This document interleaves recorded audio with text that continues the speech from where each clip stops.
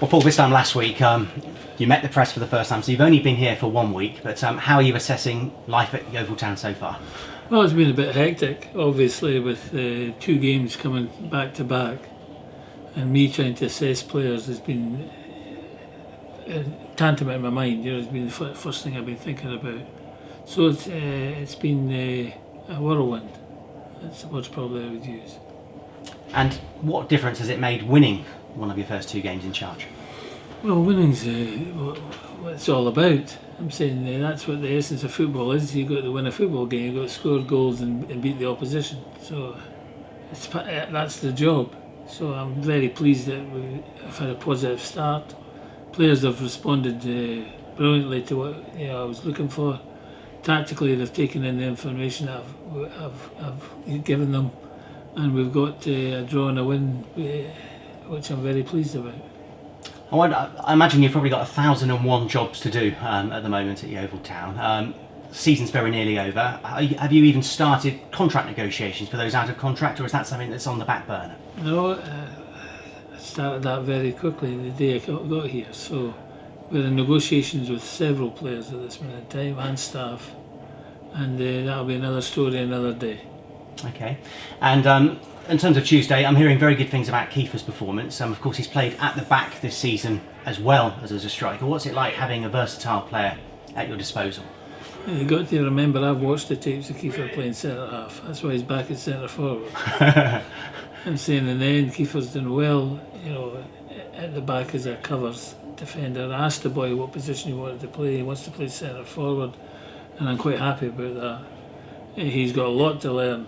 He looks very novice-y to me, and I think that's cost him dear with the crowd. I think they've become a wee bit disenchanted with him at times, and he's got to win that crowd back. And performances like the other night, or hard-working, committed performances like the other night he had, it won't be long before he's back in favour. That's good stuff.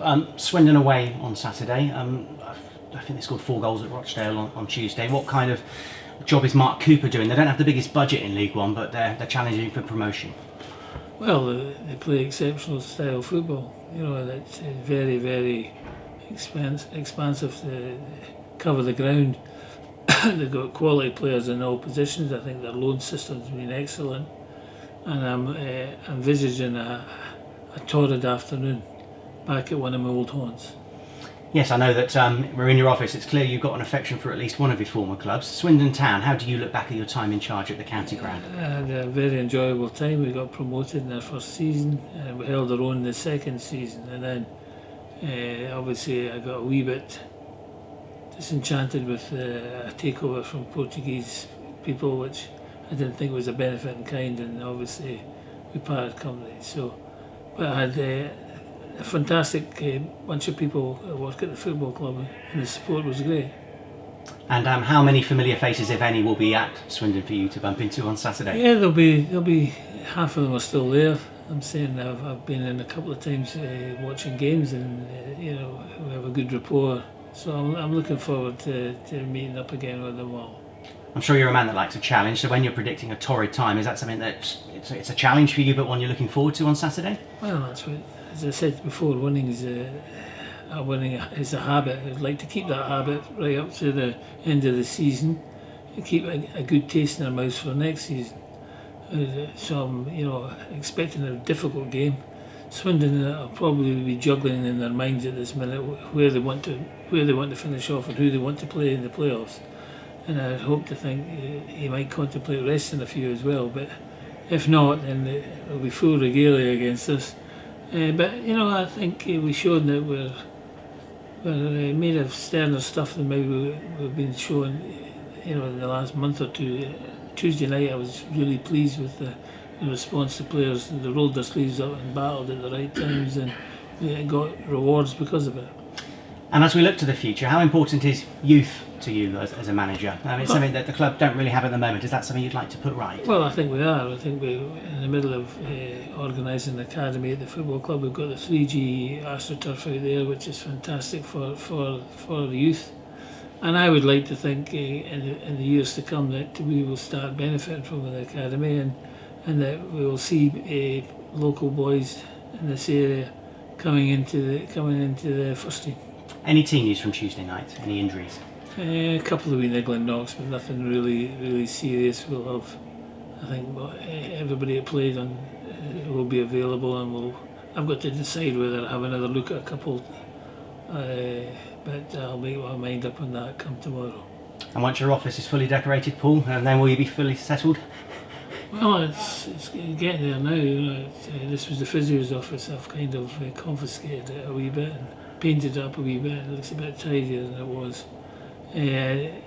I'm settled now. I think it's been, as I said, a lot of things to be doing off the training ground to make it better on the training ground, and that's what I'm starting to do now. Thank you. Good luck Saturday.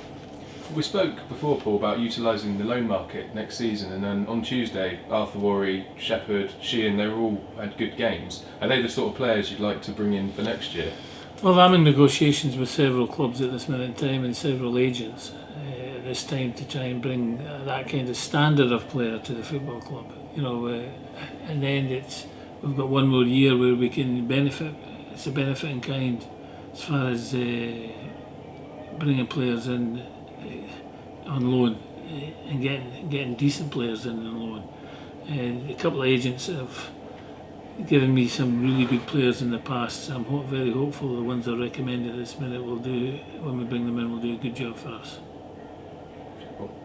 When you're negotiating with players at the moment, which, as I understand, I've never done it, but is a horrible experience, do you find that people are just out for money? Do you think there's a lot of people trying to get ridiculous amounts for what they're worth? Is it quite a challenge when you're literally looking to rebuild a whole team? Well, basically all you've done there is picked on the agents. They're the ones that want the money. They're the ones that, for their client, are trying to get their best deal. There's a lot of sensible agents out there, I must admit, who are appreciative of Division 2 and what divisions you're in, and categorises it, which is much better than the other ones who decide that their players are the best things since sliced bread and should be paid megabucks. Those type of players won't be coming to Swindon. To Yeovil.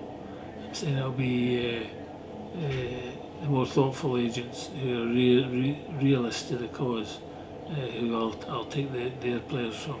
We have a budget here that we'll be sticking rigidly to. So at the end of the day, we have to fit everybody into this budget and have enough players to obviously go through the season. So I won't be splashing the cash. At the end of the day, reality has to kick in every football club. It's had 2 relegations in 2 years. There's lots of them been out there. You just have to look in that conference and see big named football clubs who are basically wallowing in the conference. So I think it's important that we're appreciative that we keep our house in order. At the same time, build a strong squad of players here that will get us going, progressing in the right direction and promotion. It's interesting you're looking to local players as well. You want to see some homegrown talent coming through to the first Well, the team. Craneys of this world, I think, came from here. I gave him his debut at Southampton, and the Mills family, I think, around about the Swindon area, around about this area as well, who played, some of them for Southampton, and have moved on to championship clubs. There's players out there that, if we can get our hands on them, the problem being is the way things are run now. They're getting plucked at 13, 14 for the Premier teams. Yeah, but hopefully the next echelon down will be good enough, and we'll work very hard at our youth development. Okay.